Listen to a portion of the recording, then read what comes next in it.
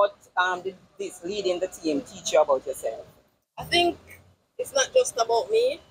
Sometimes, you get emotional and, you tend to think that you want to do it yourself. But I think you have to put yourself in other players' positions and choose. And I think that's what, I've done and, try to do it to the best of my ability while encouraging. I've always believed in myself, and of course, believe in the process. There's a process and there's a time for everything, and you just have to grind it out and continue to work. And that's the same philosophy we as a coaching staff have, and along with the players. We believe in our ability from the get-go. We knew that we could do it, and we plan accordingly. A lot of times we knew that we wouldn't have possession of the balls in many games, even from in the qualifiers, but we were able to control the game without the possession of the ball. And that's what we did in a couple of these games and get the desired result that we really wanted. And I have to give them credit. Trust me, it was a wonderful experience for everyone. And I think staff-wise, they were good. The medical team did a wonderful job, equipment, management. There are a lot of persons behind the scenes who do a lot of work that people don't see, and I mean sometimes can't go unnoticed because they're the ones who really pull everything together, and we just have to give them credit for it. There is an image that went viral of you and Trudy and who was the other player?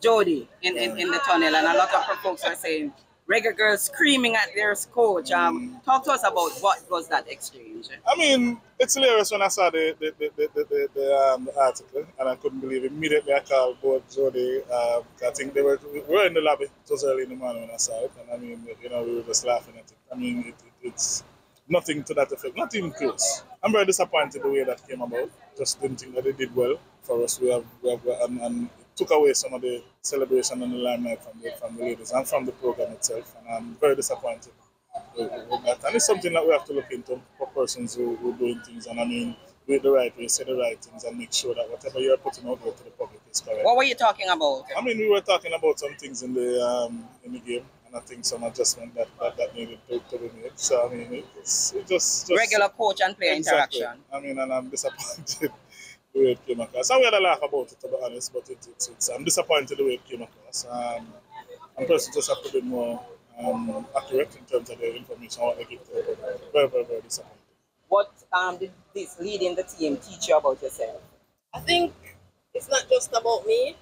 Sometimes, you get emotional and, you tend to think that you want to do it yourself, but I think you have to put yourself in other players' positions and choose, and I think that's what, I've done and, try to do it to the best of my ability while encouraging.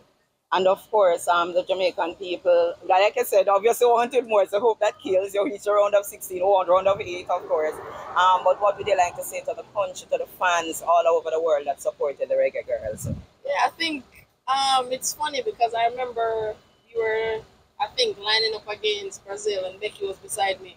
And even though there are, a lot of Brazilians, I was looking at Becky and I was like, we actually have people in the stands. So, they travel all that distance to support us, while we also had, support in Australia as well. So, for us, we felt the energy, whether that be text message, shout out, publicly, individually, and we just want to tell everyone thanks for the continuous support.